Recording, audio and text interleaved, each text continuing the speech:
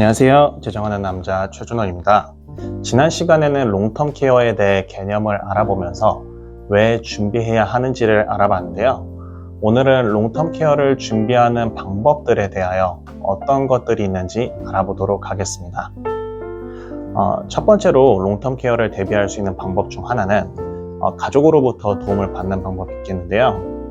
가족으로부터 도움을 받게 되면 장점은 친숙한 사람에게 케어를 받게 되니 일단 편하겠죠. 상황에 따라 다른 곳에서 케어해 줄 수 없는 부분들을 또 부탁해서 케어를 받을 수 있는 장점들이 있을 수 있을 것 같고, 단점으로는 배우자 혹은 가족이 경제 활동을 하고 있다면 계속 돌봐드릴 수 없겠죠. 반대로 또 경제 활동을 포기하자니 그렇게 되면 경제적 어려움이 발생하는 부분이 있을 것이고, 또 다른 단점은 돌봐주는 가족 또한 체력적이나 정신적인 어려움이 발생할 수도 있기에 애로사항으로 볼 수 있을 것 같습니다. 두 번째, 나의 자산을 활용하여 롱텀 케어를 준비한다는 겁니다. 내 자산 활용이라 말하면 내가 가지고 있는 은행의 자산이나 혹은 주식, 부동산 등을 현금화하여 롱텀 케어 상황에 발생 시 활용하는 방법일 텐데, 이에 대한 장점은 내가 원하는 방식과 원하는 장소를 직접 선택권이 있기에 장점이 될 수 있겠습니다. 하지만 단점으로는 순수 내 자산을 이용하게 된다면 세금 문제 혹은 자산 고갈에 대한 단점이 있을 수 있겠습니다. 세 번째, 정부로부터 혜택을 받는 것입니다. 정부로부터 혜택을 받는다라고 함은 메디케이드, 메디칼이라고 우리가 또 부르죠.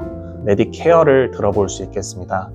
장점은 개개인마다 다르지만 정부로부터 보조를 받기에 메디칼의 경우 무료로 혜택을 받을 수 있습니다. 그리고 메디케어의 경우 일부분 혜택을 받게 되거나 또한 특정 기간만큼은 혜택을 받으실 수 있는 것이 장점이 되겠습니다. 단점으로는 메디케어는 롱텀 케어를 지속적으로 커버해드리지 않습니다. 이에 대한 자세한 내용은 영상이 끝나고 참고 자료로 남겨드리도록 할 테니 그 내용 한번 봐주시면 도움이 될 것 같고요.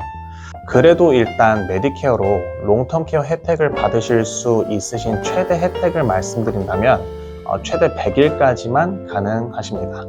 메디칼을 가지고 계신 분이라면 롱텀 케어의 혜택을 무료로 받으실 수는 있지만 내가 원하는 혜택에 대한 제한이 있고, 만약 메디칼로 혜택을 받았다고 한다면 본인이 사망 후 정부에서 메디칼에 지불해 주었던 비용을 집을 파실 때 회수해 가기 때문에 이 또한도 고려해야 하는 사항이 될 수 있겠습니다. 자, 네 번째, 보험을 통해 도움을 받는다입니다. 이에 대한 장점으로는 내가 원하는 방식과 장소를 선택해서 혜택을 이용할 수 있고, 모든 사람마다 다르겠지만 적은 비용으로도 큰 혜택을 받으실 수 있는 것이 장점입니다. 적은 비용이 어느 정도가 적은 비용이라고 하는 거야, 이렇게 말씀하실 수 있겠는데요. 다음 시간에 자세히 알아보겠지만 간단한 예시를 생각해 본다면 우리가 흔히 자동차 보험, 건강보험, 가정마다 다르겠지만 대략 한 300불 정도 납부하시는 금액 정도라고 시작을 생각해 보시면 될 것 같습니다. 말씀드린 바와 같이 모두에게 적은 비용이 되지 않을 수 있고, 비용에 대한 자세한 내용은 다음 내용에 자세히 알려드리도록 할 테니 참고해 주시기 바랍니다. 또한 보험으로 롱텀 케어 상황이 되었을 때 비용을 사용한다면 롱텀 케어 보험으로 얻게 되는 보험 혜택은 텍스 프리가 되기 때문에 장점이라고 할 수 있겠습니다. 이에 대한 반대로 단점은 보험료가 될 수 있겠죠. 장점으로 적은 비용의 보험으로 롱텀 케어를 받으실 수 있는 점을 알려드렸지만, 어찌됐든 보험을 들겠다라는 것은 내가 롱텀 케어가 발생하기 전부터 보험료를 납부해야 하는 것이고, 롱텀 케어 상황이 오지 않는다면에 대한 효용성 문제 때문에 심리적으로 불편함을 생각하실 수도 있을 거라고 생각합니다. 또한 어떤 분에게는 적은 비용이 아닌 큰 비용으로 생각이 드실 수 있고, 심지어 큰 비용 지불이 될 수도 있을 수도 있기 때문에 그러한 부담도 되실 거라고 생각합니다. 이렇게 롱텀 케어를 준비하는 과정 속에 여러 가지 방법을 두고 우리가 이야기를 나눠봤는데요. 어떻게 생각하시나요?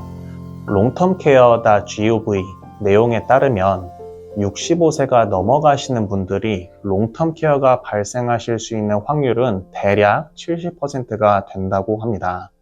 10명 중 7명은 발생하실 가능성이 있다는 거겠죠.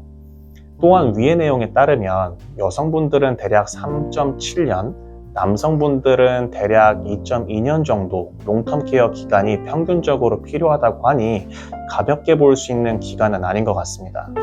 평균적인 자료 내용도 고려해 볼 수 있는 내용이고, 또한 나의 건강 상태나 나의 가족력을 고려해 보신다면 내가 더 늦기 전에 어떠한 방법으로 준비를 하는 게 나를 포함한 내가 사랑하는 모든 이에게 도움이 될지 오늘 영상이 조금은 도움이 되셨으면 좋겠습니다. 다음 시간에는 롱텀 케어 보험 종류와 가입 방법에 대한 내용을 준비할 예정이니 기대해 주시기 바라며 오늘 영상 봐주셔서 감사드립니다. 감사합니다.